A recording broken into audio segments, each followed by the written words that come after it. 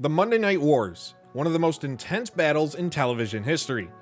WWE and WCW fought for supremacy, with WCW once dominating before WWE took control and forced its competition out of business. But nearly a decade later, a new challenger emerged. With big-name stars, a seemingly growing fan base, and a bold move to Monday nights, TNA set out to reignite the war. But instead of making history, they walked into disaster.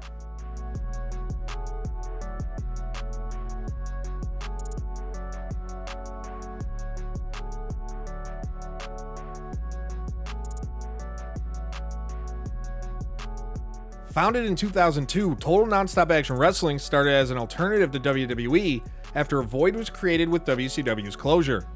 With its six-sided ring, high-flying X Division, and top-tier talent like AJ Styles, Christopher Daniels, Samoa Joe, and even Sting, TNA quickly built up a cult following. By 2005, they had a national TV deal with Spike TV and continued to sign major stars through the years like Christian Cage, Booker T, and Kurt Angle. But despite their growing success, TNA faced a major problem: mainstream recognition. Ratings hovered around a 1, and WWE was still the undisputed king of wrestling. Dixie Carter, the company's president, along with other executives, believed that TNA needed a game changer. Enter Hulk Hogan and Eric Bischoff. In late 2009, TNA made its boldest move yet, signing Hogan and the former WCW mastermind in Bischoff, and their arrival promised big changes for the company. When announcing the signing, Carter said, quote, "Our goal is to become the world's biggest professional wrestling company. Hulk defines professional wrestling, and we look forward to partnering with him in a variety of ways as we continue to grow TNA globally." Hogan and Bischoff seemed to believe that TNA had the talent, but needed a shakeup in order to continue their growth. Their answer? A return to the glory days of the Monday Night Wars. With Hogan and Bischoff in the mix, there was a push to see how TNA would fare up against WWE. But longtime TNA fans quickly realized that these weren't the changes they had hoped for. In addition to moving nights, Hogan and Bischoff guided an overhaul of TNA's identity, removing the six-sided ring and shifting the focus toward established veterans over the homegrown talent. With an idea in place to move the show to Mondays, TNA ran a test on January 4th, 2010, and this card was absolutely loaded. Hulk Hogan made his debut for the company, Ric Flair arrived to the surprise of everyone, and Jeff Hardy made his return after spending the prior 3 years with WWE. Oh, and the show even featured a 20-minute main event match between Kurt Angle and AJ Styles. But with TNA coming as competition, WWE had their own counterattack. The return of Bret the Hitman Hart after over 12 years away, going face-to-face with Shawn Michaels in a WWE ring for the first time since the infamous Montreal Screwjob. Ultimately, Raw would crush TNA in the ratings, drawing 5.6 million viewers, while Impact drew 2.2 million, peaking at 3 million during Hulk Hogan's first segment. While it was still the most viewed episode of Impact in the company's history, there were still some warning signs that the company might be in a bit over its head, but that didn't stop TNA from going all in on Monday nights. On March 8, 2010, TNA permanently moved Impact to Monday nights, aiming to reignite wrestling's biggest rivalry for a new era. Ahead of its debut, Bischoff called the move a great opportunity for TNA to step up and get noticed and showcase their product. "I've said since the moment I started talking to Dixie, in my opinion, we should go head-to-head with Monday Night Raw. To me, it's a battlefield, and to win the battle, you have to be on the battlefield." But instead of making an impact, they were met with pretty disappointing results. WWE continued forward without much counter, and fans were left unimpressed with TNA's overall changes.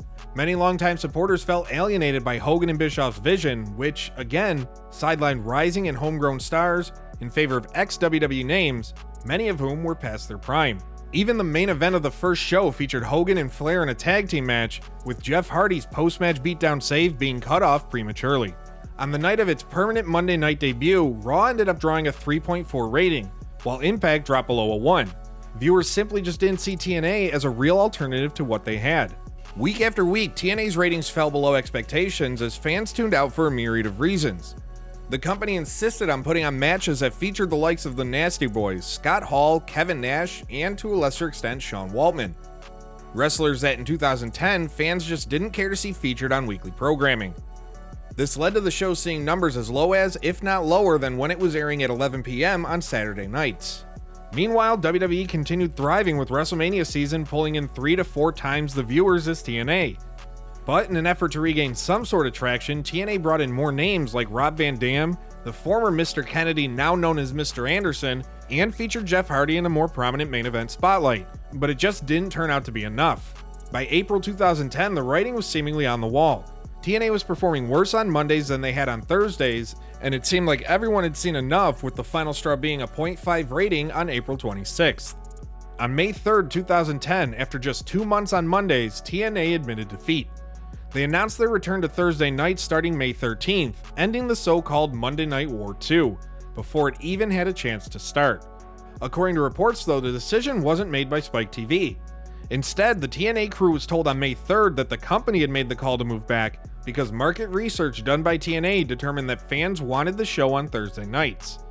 In the public announcement of the move back, Carter said, quote, "Our fans made it clear that they preferred the Thursday night time period. By moving to Thursdays, this is a win-win opportunity for both TNA and the fans. We're looking forward to delivering what the fans are asking for." After the move back to Thursdays, TNA had to find a way to recover.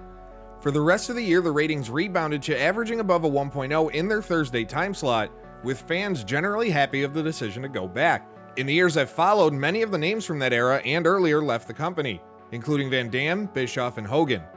Even stalwarts like Sting, AJ Styles, and Christopher Daniels were gone from TNA by the end of 2014, while the company would also leave Spike TV that year after nearly a decade. Of his time in TNA, Bischoff is on the record saying that he didn't have any positive memories. And looking back on the move itself, during an episode of The Kurt Angle Show in January 2024, Angle said that he was excited about going to Mondays, but it was quickly learned that they just couldn't compete with WWE at the level needed. You know what? I was excited about it, to be honest with you. I was really excited because I wanted to compete with WWE. But we learned very quickly that you cannot compete with WWE if you don't have the money available. TNA had money, but they didn't have the money that WWE had. So it was really hard to compete against WWE. And I'll give you an example. Hogan and Bischoff wanted us to rent bigger venues. So we had to pay for those up front. And those bigger venues, they were for house shows, not even TV. Some of them were TV, some of them were house shows. I just think that we did everything really too quickly. I think maybe we start with the Monday night thing, let that build up a little bit, and then go, try to expand with your TVs, bigger arenas. But we did it all really quickly, and it was just too much. In the spring of 2010, TNA learned the hard way. Competing with WWE isn't just about going head-to-head. Without the right strategy, talent, stories, and finances, you're setting yourself up for failure. And so the dream of a second Monday Night War for wrestling fans ended as nothing more than a miscalculated gamble. Thanks for watching.